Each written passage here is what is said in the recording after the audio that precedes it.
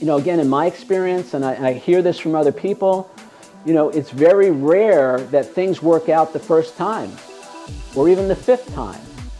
I worked in Hollywood for many, many years, and when I was working in Hollywood and the film industry in particular, this was the rise of the independent film community, and things like the Sundance Film Festival were becoming popular.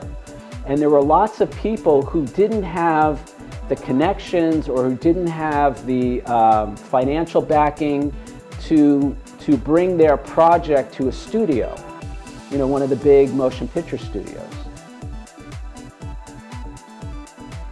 So they had to find a way on their own, independent. That's what the independent film system, the film world is. It's independent of the studios. They had to find a way to keep going. And you hear story after story about people who finally got their film made. Some of them went on to win awards, Academy Awards and all that. And they stuck with that project for 10 years, 15 years, 20 years, because they wanted to tell their story. And you got to have a lot of belief in yourself. And you got to find, and I'm going to tell you something, there is no business like show business when it comes to rejection, when it comes to disappointments, when it comes to failure, So if you can stick with something for 10 years, 15 years, 20 years, you have to have found a way to transform those rejections into something positive. You had to make a decision to give that rejection or that disappointment a different meaning, and a meaning that empowered you rather than disempowered you. The example I give in the book, and I think I've mentioned this, I was listening to an interview with Jerry Seinfeld. It was actually Alec Baldwin had this podcast. I don't know if he still does it. But he was interviewing Jerry Seinfeld, and he said to Seinfeld, he said, what does it take to be successful in Hollywood? And Seinfeld didn't miss a beat. He said, it's not the most talented people that make it in Hollywood, or actually in any industry.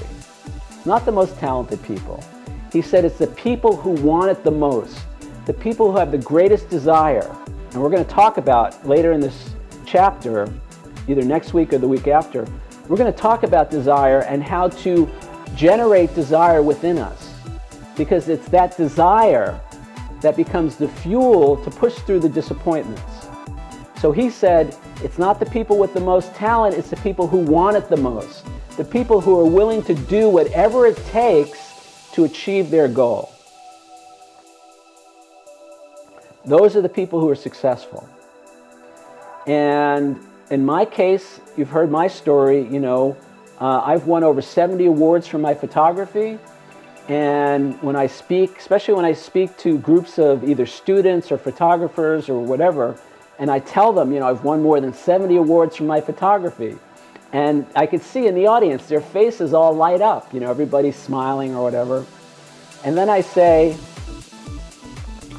but for every one of those awards, there have been at least 5 failures, rejections, and disappointments. And all of a sudden you see their faces, the smile goes away. Because nobody wants to hear about failures, rejections, and disappointments. But welcome to life.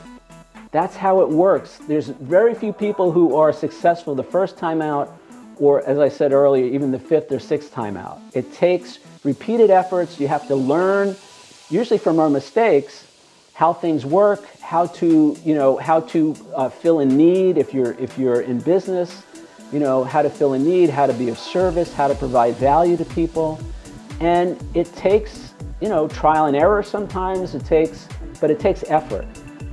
And the only way we're going to continue to make that effort is if we found a way to give a meaning to those quote-unquote failures and disappointments and rejections that empowers us rather than disempowers us. Now, I don't know if it's later in this chapter or next chapter. I'm going to tell you how I was able to change the meaning that I gave those rejections, failures, and disappointments so I was able to keep moving. And it was basically a strategy that I came up with. That whenever I was rejected, Well, I'm not going to tell you until next week or the week after, but I had a strategy. And that was big because, one of the things that kept my life small, remember, we're talking about be bigger than you think you are. The way to keep our lives small is to let disappointment take the wind out of our sails, is to let disappointment sidetrack us or talk us out of our dream, which is essentially what happens. We talk ourselves out of our dreams because it hurts too much to deal with the disappointment.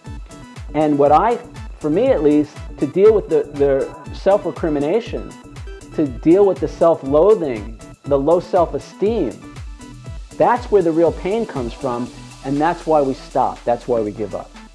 Now, it's true that not every plan is the right plan. We may have to readjust our plan. We may have to move our goals or whatever. But when we give up, the other thing I say all the time is, there's no guarantee of success in life, but there is one guarantee of failure, and that's if we give up. So we have to find a way to keep going, to realize our dreams, our goals, whatever it is we want to achieve in life. Because if we don't, we're done. That's just the reality of it.